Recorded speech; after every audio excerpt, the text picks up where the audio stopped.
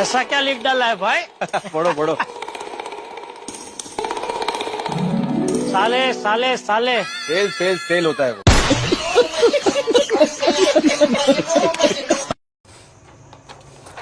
अस्सलाम वालेकुम रहमतुल्लाहि वबरकातुहू।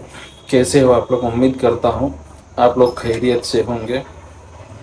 तो आज इस वीडियो में मैं आपके सामने रखने वाला हूँ प्रॉपर्टी से रिलेटेड कुछ इम्पोर्टेंट पॉइंट्स है जिससे रिलेटेड सुप्रीम कोर्ट का एक ऑर्डर आया है। वो क्या ऑर्डर है और किन पे उसका इफेक्ट होगा, क्या इफेक्ट होगा वो सारी चीज़ें इस वीडियो में मैं बताऊंगा। कुछ इंपॉर्टेंट पॉइंट्स है वो पहले ही बता देता हूं कि इस वीडियो में क्या चीज़ डिस्कस होने वाली है, आपको देखना चाहिए या नहीं देखना चाहिए, आपको समझ में आ जाएगा। आप प्रॉपर्टी खरीद रहे हैं, चाहे वो ओपन प्लाट्स हो, खेत हो, बनी हुई बिल्डिंग हो, घर हो, मकान हो या कमर्शियल कॉम्प्लेक्स हो, कोई भी चीज़ आप खरीद रहे हैं जिनको इमूवेबल प्रॉपर्टीज़ कहा जाता है, यानी कि स्थिर आस्ति जो एक जगह से दूसरी जगह पे ट्रांसफ़र नहीं हो पाएगी। खेत, बंगला, घर और ओपन साइट्स वगैरह, जैसे अभी गाड़ी, बाइक वगैरह हो, ये मूवेबल प्रॉपर्टीज़ हो गए। इमूवेबल में वो प्रॉपर्टी जो एक जगह से दूसरी जगह पे ट्रांसफ़र नहीं कर पाते, उसको इमूवेबल प्रॉपर्टीज़ कहते हैं। वो प्रॉपर्टी आप खरीदना चाह रहे हैं तो किन चीज़ों का आपको ध्यान रखना होगा, ऑलमोस्ट पता ही होता है सबको, लेकिन जो मिडिल क्लास के लोग होते हैं या फिर जो गरीब लोग होते हैं, वहाँ यहाँ पे लोन निकाल के कर्जा करके प्रॉपर्टी या एक प्लॉट लेने का सोचते हैं तो उसमें भी फंस जाते हैं। क्यों फंसते हैं, वो क्या गलती करते हैं, उनको क्या नहीं करना चाहिए, वो सारी चीज़ें मैं इस वीडियो में समझा दूंगा। और प्रॉपर्टी ट्रांसफ़र एक्ट के बारे में सुप्रीम कोर्ट क्या कहता है। जो प्रॉपर्टी ट्रांसफ़र एक्ट है 1882, उसका सेक्शन 54 के बारे में भी मैं बताऊंगा। और दूसरी चीज़ है, अगर आप पैसा दे दिए फिर उसका उस प्रॉपर्टी का पोजीशन ले लिए, पोजीशन मतलब कब्जा लेना, और ले लिए तो हो गया काम, नहीं होगा, इतने पे काम नहीं होगा। फिर आपको क्या करना होगा, कुछ लोग क्या करते हैं, पावर ऑफ अटर्नी के जरिए खेत बेचते हैं या प्लॉट बेचते हैं, कुछ भी बेचना हो या खरीदना हो, पावर ऑफ अटर्नी का इस्तेमाल करते हैं, क्योंकि वो लोग जो उसका असली मालिक जो है उस प्रॉपर्टी का, वो यहाँ पे अवेलेबल नहीं है, या फिर वो बूढ़ा हो गया है, साइन नहीं कर पाता, कोर्ट कचहरी या तहसीलदार ऑफिस आ नहीं पाता, तो उस सिचुएशन में उसके बेटे हो गए या करीबी रिश्तेदार हो गए या पोता हो गया, नवासा हो गए, किसी जिस पे वो भरोसा करता है उसके थ्रू प्रॉपर्टी को सेल करवाता है, उसको पावर ऑफ अटर्नी देता है प्रॉपर्टी सेल करने में।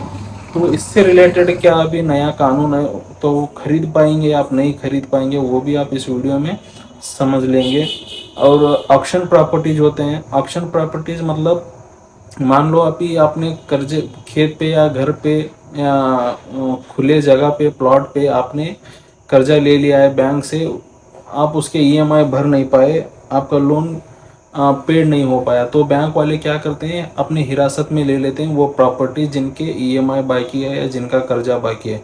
फिर उन प्रॉपर्टीज़ को क्या करते हैं, हराज में लगा देते हैं, ऑक्शन में, जिसको बिडिंग भी कहा जाता है, टेंडर में।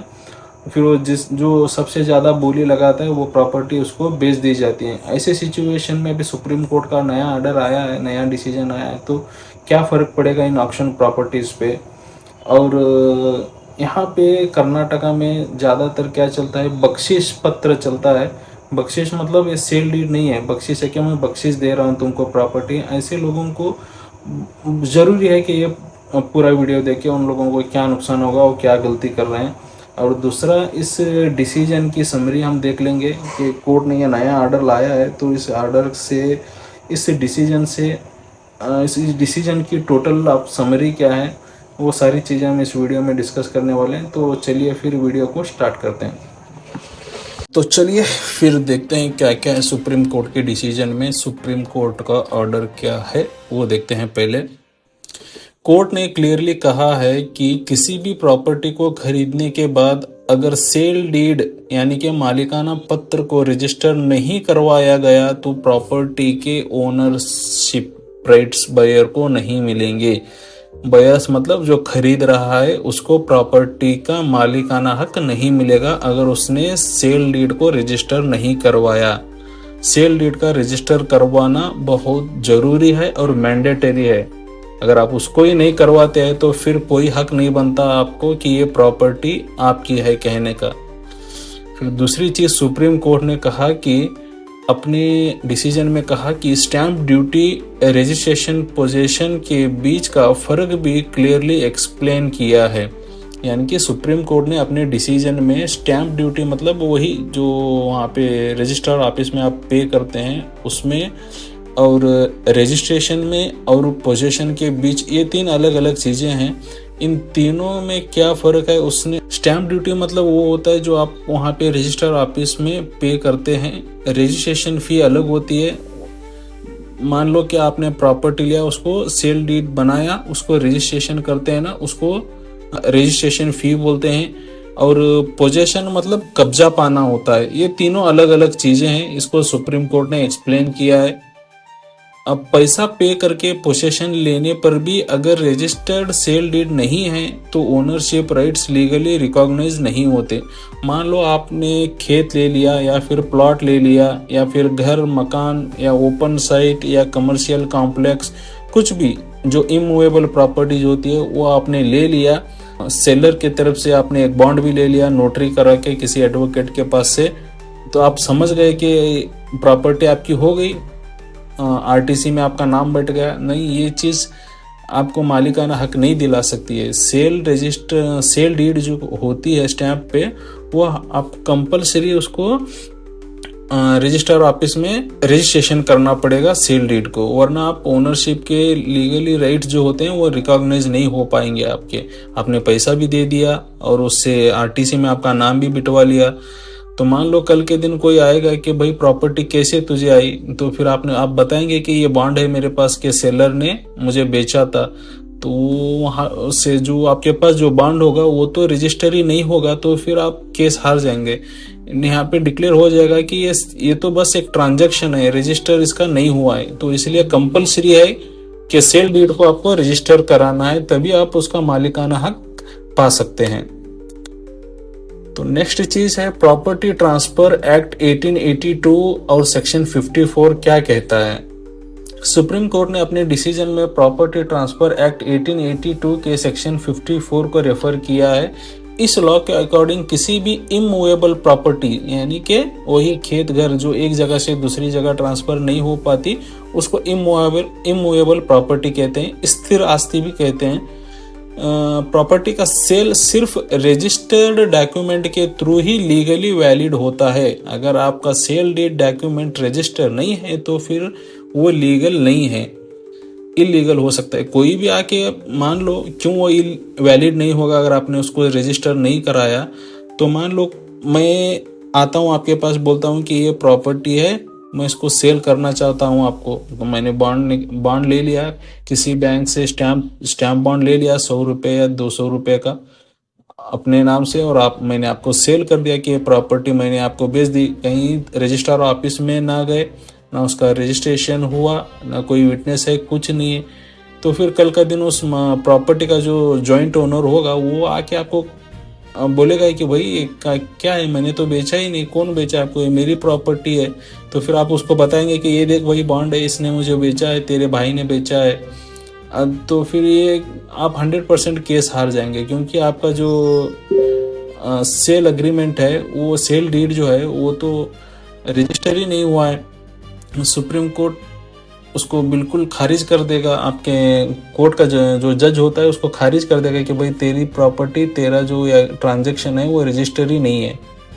तो इसलिए ध्यान रहे कि जब भी आप प्रॉपर्टी खरीदो, सेल अग्रीमेंट को, सेल डीड को रजिस्ट्रेशन करना ना भूलें। तो दूसरा पॉइंट इसमें 1882 के एक्ट में क्या है, प्रॉपर्टी का ओनरशिप ट्रांसफर करने के लिए सेल डीड को रजिस्ट्रेशन ऑफिस में रजिस्टर करवाना मैंडेटरी है। ये जो मैंने अभी तक बताया, ये गवर्नमेंट द्वारा रिकॉग्नाइज्ड डॉक्यूमेंट होता है। क्यों रजिस्ट्रेशन करना जरूरी है? क्योंकि ये गवर्नमेंट के द्वारा रिकॉग्नाइज एक डॉक्यूमेंट होता है और इसके थ्रू बायर लीगली ओनर बन जाता है। अगर इसको आपने रजिस्टर करवाया तो खरीदार जो है, बायर जो है, वो लीगली उस प्रॉपर्टी का मालिक बन जाता है, ओनर बन जाता है। तो नेक्स्ट चीज हम देखेंगे, पोसेशन और पेमेंट काफी है या नहीं है। पोसेशन मतलब कब्जा पाना। और आपने पेमेंट दे दिया, उसका पोसेशन ले लिया, तो हम क्या आप उसके मालिक हो गए? इतना काफ़ी है? नहीं है, इतना काफ़ी नहीं है। बहुत लोग सोचते हैं कि प्रॉपर्टी खरीदते वक्त पैसा पे करके पोसेशन मिल गया तो काफ़ी है। नहीं, इतना नहीं है। उसके लिए आपको सेल डीड को रजिस्टर कराना ज़रूरी है। लेकिन सुप्रीम कोर्ट के डिसीजन के अकॉर्डिंग ये काफ़ी नहीं है। पोसेशन और पेमेंट सिर्फ एक एविडेंस डॉक्यूमेंट्स होते हैं, लेकिन इनके थ्रू ओनरशिप राइट्स कंफर्म नहीं होते। अगर रजिस्टर्ड सेल डीड नहीं है तो बायर प्रॉपर्टी होल्ड, सेल या बैंक लोन लेने के लिए यूज़ नहीं कर सकता। समझ गए आप? अगर आपने उसको पैसा दे दिया, फिर आपने उसका पोसेशन भी ले लिया, तो मान लो कि अभी उसको प्रॉपर्टी को आपको दूसरे को बेचना चाहते हैं, या फिर उसको होल्ड करना चाहते हैं, रखना चाहते हैं, या फिर बैंक से लोन लेना चाहते हैं, उस पर तो आप नहीं कर पाएंगे, क्योंकि आपके पास लीगली राइट ही नहीं है कि प्रॉपर्टी आपकी है कहने का। इसीलिए हर प्रॉपर्टी खरीदार के लिए सेल अग्रीमेंट को लीगली रजिस्टर करवाना बहुत ज़रूरी है। तो यहाँ पे मैं और एक चीज़ बताना चाहूँगा, जो लोग बख्शिश प्लॉट लेते हैं, बख्शिश प्लॉट में क्या होता है, मान लो एक खेत को किसी ने एनए करा दिया, बोलेगा कि मैं एनए कराया हूँ, इसको मैं सेल करना चाहता हूँ 1 लाख 1.5 लाख में, बहुत कम कीमतों में। लोग क्या करते हैं भाई कि 17-18 लाख के ज़माने में 1 लाख 1.5 लाख में प्लॉट मिल रहा है तो क्यों ना ले। तो वहाँ यहाँ पे कर्जा करके दोस्तों से, रिश्तेदारों से, या गहने गिरवी रख के 1 लाख 1.5 लाख का इंतज़ाम करते हैं, फिर वहाँ पे जाते हैं उसको बख्शिश। वो क्या करता है, आपको सेल डीड नहीं देता, वो आपको बख्शिश देता है।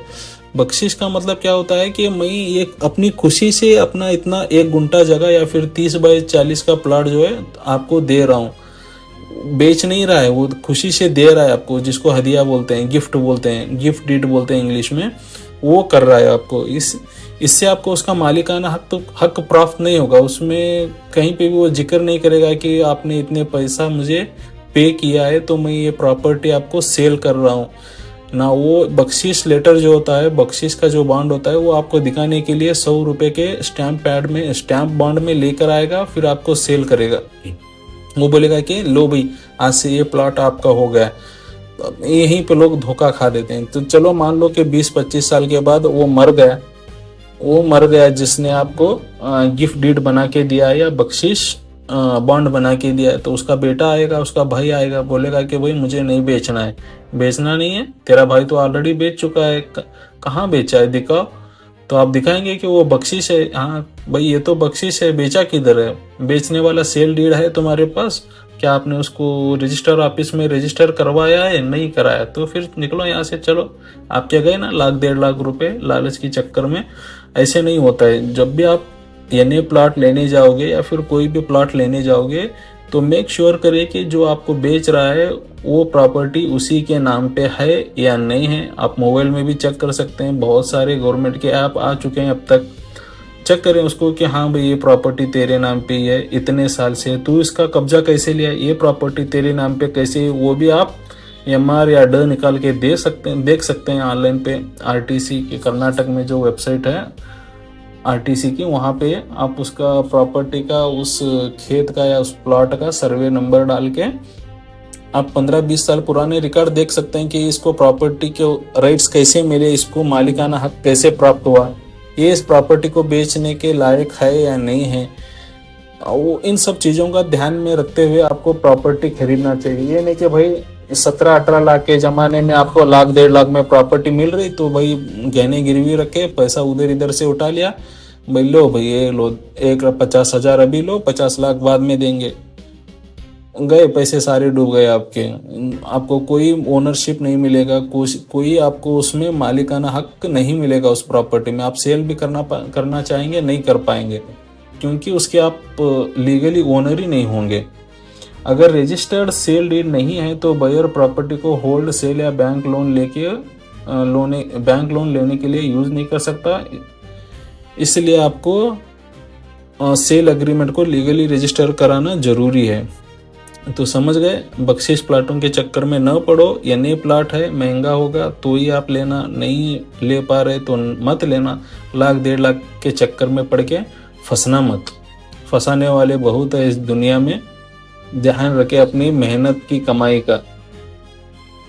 और कुछ लोग क्या करते हैं, पावर ऑफ अटर्नी या विल के थ्रू प्रॉपर्टी खरीदना या बेचना करते हैं। मान लो कि भाई प्रॉपर्टी का जो ओनर है, जो असली मालिक है, वो बीमार है, वो ना सही कर पाएगा, ना रजिस्टर ऑफिस आ पाएगा, ना कोर्ट कचहरी आ पाएगा, वो बेड पे लेटा हुआ है। तो इस हालत में क्या करते हैं, वो अपने बेटे को या करीबी रिश्तेदार को या जिस पे वो भरोसा करता है उसको एक पावर ऑफ अटर्नी देता है, मतलब यानी कि उसको एक विल पावर देता है कि भाई इस खेत या इस प्रॉपर्टी से रिलेटेड जो भी व्यवहार होगा, जो भी ट्रांजैक्शन होंगे, वो तू करना, मैं इसका तुझे अधिकार देता हूँ, इसका तुझको पावर देता हूँ। उसको बोलते हैं पावर ऑफ अटर्नी। एक तो होता है टोटल पावर ऑफ अटर्नी और एक होता है पार्शियल, फुल और पार्शियल, यानी कि कामिल और या थोड़ा बहुत, कि भाई इस प्रॉपर्टी से रिलेटेड बस इतना ही काम का तुझे अधिकार देता हूँ, पावर देता हूँ, बस वही करना, उसके अलावा तो कुछ नहीं कर पाएगा इस प्रॉपर्टी से रिलेटेड। मान लो मुझे उस प्रॉपर्टी पे कब्जा लेना है, मैं यहाँ पे नहीं हूँ, कहीं दूसरे मुल्क में रहता हूँ या दूसरे शहर में रहता हूँ, तो मैं अपने भाई को कहूँगा कि भाई इस प्रॉपर्टी से रिलेटेड मुझे कर्जा लेना है तो मैं नहीं आ पाऊँगा, मैं तुझे पावर देता हूँ कि तू मेरे ऑन बिहाफ पे तू इस पे कर्जा ले लेना। तो वो बॉन्ड आप बैंक में ले जाएंगे तो आपको बैंक तो कर्जा दे देगी कि हाँ भाई इसने इसको पावर ऑफ अटर्नी दी है कब्जा बैंक से लोन लेने की। अगर वो उसने उसके अलावा कोई दूसरा काम करने का सोचा, उस प्रॉपर्टी को बेचने का सोचा, तो फिर वो बेच नहीं पाएगा, क्योंकि उसमें लिखा ही नहीं है, क्योंकि वो पार्शियल पावर ऑफ अटर्नी है, फुल नहीं है। फुल और पार्शियल में यही फर्क होता है। फुल में क्या होगा, फुल पावर ऑफ अटर्नी होगा, यानी कि तू जो चाहे कर, उसको बेच ले, खरीद ले, उसका नाम चेंज कर ले, उस पर गिरवी रख के बैंक से कर्जा ले ले, या फिर उसमें पार्टीशन कर दे, कुछ भी कर दे, उसको फुल पावर ऑफ अटर्नी बोलते हैं। इसके थ्रू भी लोग क्या करते हैं, प्रॉपर्टी को खरीदना बेचना करते थे अब तक। लेकिन सुप्रीम कोर्ट के इस डिसीजन से क्या होगा, वो अभी वैलिड नहीं होगा। अब जिसने पावर ऑफ अटर्नी जिसको दिया है वो प्रॉपर्टी को बेच नहीं पाएगा, या फिर पावर ऑफ अटर्नी के जरिए आप खरीद भी नहीं पाएंगे। दोनों सिचुएशन में पावर ऑफ अटर्नी काम नहीं आएगी। लेकिन सुप्रीम कोर्ट के डिसीजन के अकॉर्डिंग ऐसा डॉक्यूमेंट ओनरशिप राइट्स के लिए काफी नहीं होते। पावर ऑफ अटर्नी सिर्फ एक रिप्रेजेंटेटिव अथॉरिटी देता है कि ओनरशिप देता है, ना कि ओनरशिप। इसी तरह विल के थ्रू प्रॉपर्टी लेने वाले भी रजिस्टर्ड सेल डीड के बिना फुल राइट्स नहीं पा सकते। समझ गए? इसीलिए किसी भी प्रॉपर्टी ट्रांजैक्शन में रजिस्ट्रेशन प्रोसेस कंप्लीट करना मैंडेटरी है। घुमा फिरा के बात वही है कि सेल डीड को रजिस्टर करना है। तो अगली बारी आती है ऑक्शन प्रॉपर्टीज और रजिस्ट्रेशन की जरूरत क्या है, जरूरत के बारे में। ऑक्शन प्रॉपर्टीज माने कि वही कि बैंक वालों ने उस प्रॉपर्टी को हिरासत में ले ली, अब वो ना जिसकी प्रॉपर्टी वो ना अपना बाकी अमाउंट भर के उसको अपने कब्जे में ले नहीं रहा है, छोड़ दिया है।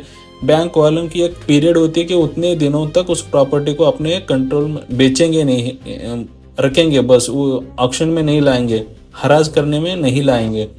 और उतने टाइम लिमिट के बाद भी वो नहीं आया तो फिर बैंक वाले क्या करते हैं, उस प्रॉपर्टी को बेचने के लिए हराज लगा देते हैं, टेंडर। जो सबसे ज्यादा बोली लगाएगा वो उसको बेच देते हैं। इस सिचुएशन में क्या है, सुप्रीम कोर्ट का ऑर्डर, ऑक्शन के थ्रू प्रॉपर्टी खरीदने वाले बायर्स पर भी ये रूल अप्लाई होता है। उसको भी चाहिए कि वो सेल डीड को रजिस्टर कराए। बैंक ऑक्शन या गवर्नमेंट ऑक्शन में प्रॉपर्टी खरीदने के बाद ऑक्शन डॉक्यूमेंट रजिस्टर करना मैंडेटरी है। अगर आपने उसको मैंडेटरी नहीं किया तो फिर आप वो प्रॉपर्टी को खो देंगे, उसका मालिकाना हक प्राप्त नहीं कर पाएंगे। अगर रजिस्टर नहीं करवाया तो खरीदार ओनरशिप राइट्स एस्टेब्लिश नहीं कर सकता।